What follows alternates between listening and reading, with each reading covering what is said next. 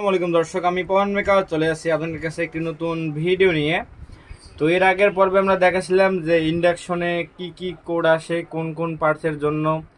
তারপরে আমরা দেখাইছি যে কোন কোন পার্টসের জন্য কি কোডটা আসে, সেটা আমরা ডিরেক্টলি দেখাইছি। তো আজকে শিখাবো পাওয়ারের কাজ, অর্থাৎ আমাদের ইন্ডাকশনে কি কি বিষয় দিয়ে পাওয়ার আসে এবং কোথায় কত ভোল্ট যায় এবং কত ভোল্ট গেলে রান করে। প্লাস আমরা আরেকটা জিনিস আজকে দেখাবো যে এই ভোল্টেজগুলো কোথা থেকে আসে এবং এই ভোল্টেজগুলো নষ্ট হলে কীভাবে এগুলো সার্ভিসিং করা যায়। তো সেটা সম্বন্ধে আজকে আমাদের এই ভিডিওতে আলোচনা করব। তো আর কথা বাড়াবো না, চলুন আমাদের ভিডিওটা শুরু করা যায়। তো যে কোনো সার্কিট হোক, সার্কিটের মেইন কাজ হলো পাওয়ার সেকশন।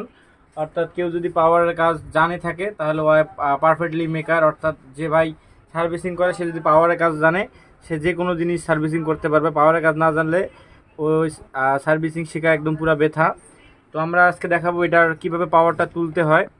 তো আমাদের কাছে ইন্ডাকশনের বোর্ডটা আছে, অনেকগুলো কিন্তু কম্পোনেন্ট আছে। কম্পোনেন্টগুলোর কাজ কি এবং কোনটা পাওয়ারের কাজে ব্যবহার হয় সেটা দেখাবো। তো মেইন হলো কাজ কি আমাদের এই যে এসি কোডটা। তো যদি কখনো পাওয়ার না আসে আগে এসি কোডটা চেক করবেন। এসি কোডটা অনেক সময় ড্যামেজ থাকে ভিতর থেকে, তখন পাওয়ার পায় না। তারপর এখানে একটা আছে ফিউজ। এই ফিউজ দিয়ে আপনার বোর্ডাল সার্কিটের লাইন ঢোকে। এসি কোড থেকে কারেন্ট আসার পর এই ফিউজ দিয়ে লাইনটা যায়। তো এই সার্কিটের দুই ভাগে পাওয়ারটা কাজ করে। তো প্রথম ভাগ হলো কি, যদি আপনাদের দেখাই, তো এই দুইটা হলো ফেস নিউট্রাল লাইন। তো একটা লাইন নিউট্রালটা ডিরেক্ট বরাবর, এখানে একটা ব্রিজ ডায়োড আছে চারকোনা, এই ব্রিজ ডায়োড একটি টার্মিনালে গেছে। এবং আরেকটা লাইন এখান দিয়ে এই জায়গা পর্যন্ত একটা ফিউজ আসছে, ফিউজের ডিরেক্ট বরাবর এই টার্মিনালে গেছে। অর্থাৎ এখান থেকে লাইন দুইটা জাস্ট এই ডায়োডে গেছে, ডায়োড থেকে এই যে প্লাস এই যে মাইনাস তৈরি হয়েছে। হওয়ার পর এটা আপনার একটা ক্যাপাসিটার দেওয়া লাইন গেছে, এখানে আপনার চোপার দিয়ে লাইন গেছে।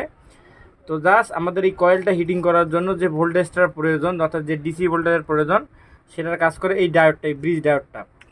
তো এই ব্রিজ ডায়োডটা দিয়ে আইজিবিটি কন্ট্রোল হয়, আইজিবিটির কাজ করে। আমাদের এই ব্রিজ ডায়োডটা দিয়ে আমাদের জাস্ট আপনার এই যে হিটিং হয় এবং আইজিবিটি কন্ট্রোল করে। এই ব্রিজ ডায়োডটা সাপোর্ট দেওয়ার জন্য এখানে যে ব্যবহার করা আছে একটা ফিউজ। যদি কখনো দুর্ঘটনা ঘটে, আইজিবিটি নষ্ট হয়, তখন এই ফিউজটা কেটে যাবে যাতে বাসাবাড়ির কোনো ক্ষয়ক্ষতি না করে। তো এটা লাইন ডিরেক্ট বরাবর গেছে, এখানে আর কোনো ভোল্টেজের প্রয়োজন নাই। জাস্ট মনে করেন এসিটাকে এটা ডায়োড দিয়ে ডিসি ভোল্টেজ রূপান্তর করছে, করার পর এই কয়েলটা হিটিং করছে। আমাদের যে ডায়োডটা আছে এটার শুধু কাজ হইলো জাস্ট এটা প্লাস মাইনাস দিক করে কয়েলটা হিট করা। আর ওই ডায়োড দিয়ে এখানে কোনো লাইন আর আসবে না, জাস্ট এটা কয়েলের কাজেই ব্যবহার হবে। আর দ্বিতীয় কথা হলো সার্কিট স্টার্ট করার জন্য তো প্রোগ্রামিং আইসি আছে এবং সার্কিট ঠান্ডা করার জন্য এখানে ফ্যানের লাইন আছে। তারপর টেম্পারেচার কন্ট্রোল করার জন্য এখানে সেন্সরের লাইন আছে।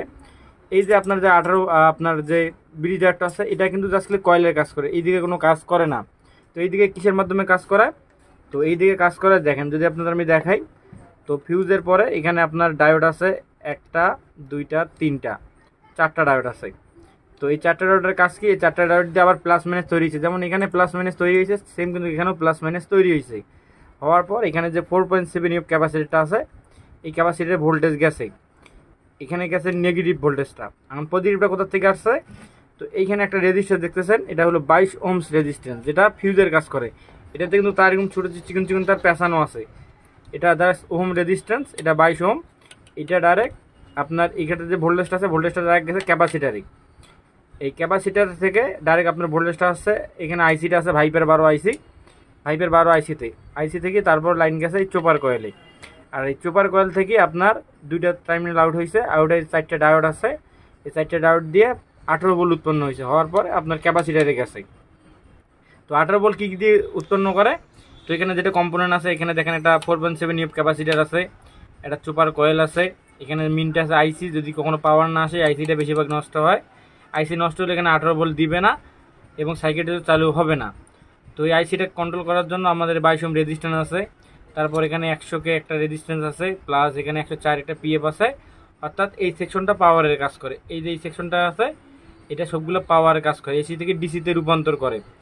আর এখানে যেটা আইসিটা আছে, আইসিটা আপনার এটা কম্পোনেন্টের মধ্যে আইসিটা একটু বেশি ড্যামেজ হয় এবং 22 ওহমটা বেশি ড্যামেজ হয়। তো জাস্ট এই আইসি এবং 22 ওহম এই দুটো দেখলে এখানে এনাফ, আর এখানে কোনো কাজ নাই। আর এখানে একটা জেনার ডায়োড আছে, যেটা একদম ভোল্টেজটা অ্যাকুরেট করার জন্য। এটা 4148 জেনার ডায়োড 18 ভোল্টের। তো এটা অনেক সময় শর্ট হইলে পাওয়ার আসে না। তারপর এখানে কি লাগা আছে, এখানে একটা দেখেন, আপনার যদি আমি দেখাই, তো এখানে একটা ট্রানজিস্টর লাগানো আছে। তো এই ট্রানজিস্টরটা মডেল হলো 78 5। আর এইদিকে যে ট্রানজিস্টরটা লাগানো আছে এটার মডেল হলো 80 50। এই 78.5 এর কাজটা কি, 78.5 এখানে 18 ভোল্ট ঢোকে, 18 ভোল্ট ঢুকে এখানে 5 ভোল্ট কনভার্ট হয়। এই 5 ভোল্ট কনভার্ট হয়ে ডাইরেক্ট কি যায় আপনার আইসিতে যায়। আইসি থেকে প্রোগ্রামিং করার পর এখান থেকে আবার 5 ভোল্ট ডাইরেক্ট আপনার ইয়েতে আসে, সেন্সরে আসে। আবার ডাইরেক্ট এখান থেকে 5 ভোল্ট আপনার যে বাটন কিবোর্ডটা আছে, বাটন কিবোর্ড, টাচ কিবোর্ড যেটাই বলেন, এই যে লাইনটা আছে এটা ডাইরেক্ট 5 ভোল্টে কিন্তু রান করে। এখানে 5 ভোল্টের বেশি যায় না, সবগুলোতে 5 ভোল্ট থাকে। তো এখানে জাস্ট শুধু 5 ভোল্ট আসে, 5 ভোল্ট আসে আইসি থেকে প্রোগ্রামিং যেটা প্রোগ্রামিং অনুযায়ী কাজ করে, কাজ করার পর এইদিকে সেন্স পাঠার পর আইজিবিটি কাজ করে। আর একটা কি আছে এখানে যে 80-50 ট্রানজিস্টরটা আছে, এটার কাজ কি, এটা হলো ফ্যানটা সুইচিং করা, অর্থাৎ যখন সার্কিটটা চালু করবেন তাতে ফ্যানের সুইচিং ভোল্টেজটা যেটা যাবে, সুইচিং ভোল্টেজ যাওয়ার পরে ফ্যানটা চালু হবে, এটার কাজ হলো 80-50 এইটা। আর এখানে মোটামুটি পাওয়ারের কোনো কাজ নাই।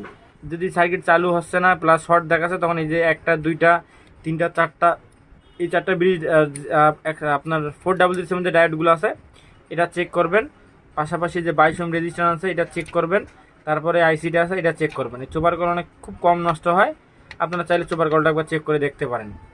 তো আমাদের এখানে কি বুঝলাম, আমাদের এখানে আগে এসি 220 ভোল্ট কারেন্ট ঢোকার পরে এই সেটটা ডিসি হয়, এটা সেকশন আলাদা। এবং 18 ভোল্ট তৈরি করার জন্য এখানে একটা আপনার 22 ওহম রেজিস্ট্যান্স আছে, আইসি আছে, ভাইপের 12 সুপার কয়েল আছে, এটাতে 18 ভোল্ট উৎপন্ন হয়। তারপর 18 ভোল্ট দিয়ে ফ্যানটা ঘোরে, এবং ফ্যান ঘোরার পরে এখান থেকে কনভার্ট হয় 5 ভোল্ট, 78.5 দিয়ে এই 5 ভোল্ট কনভার্ট হয় আইসিতে যায়, আইসি থেকে আপনার প্রোগ্রামিং হয়, প্রোগ্রামিং হওয়ার পর এইখানে যে ফ্রিকোয়েন্সি কমা বাড়া করে। তো জাস্ট এই সার্কিটের পাওয়ার সেকশন শুধু এইটা, আর এখানে আর কোনো কাজ নাই। আর এখানে যেগুলো ট্রানজিস্টর আছে 80-50, 85-50, অনেকগুলো 39-4, অনেকগুলো 39-6 থাকে। তো এগুলার কাজ কি, এগুলার কাজ হলো ফ্রিকোয়েন্সি আপনার কন্ট্রোল করা, এগুলো কিছু সুইচিংয়ের কাজ করে। তো পাওয়ার সেকশনের কাজ যেহেতু, পাওয়ার সেকশনের জন্য এটাই মাস্ট বি বেটার, এই কটাই আপনার কম্পোনেন্ট দেখলে জাস্ট এনাফ। তো আমাদের ভিডিও যদি ভালো লাগে থাকে আমাদের চ্যানেলকে লাইক, কমেন্ট এবং সাবস্ক্রাইব শেয়ার করবেন, পাশাপাশি নতুন ভিডিও পাওয়ার জন্য বেল আইকনটি পুশ করে চাপ দিয়ে রাখবেন। তো আজকের মতো আসসালামু আলাইকুম, দেখা হবে একটি নতুন ভিডিওতে।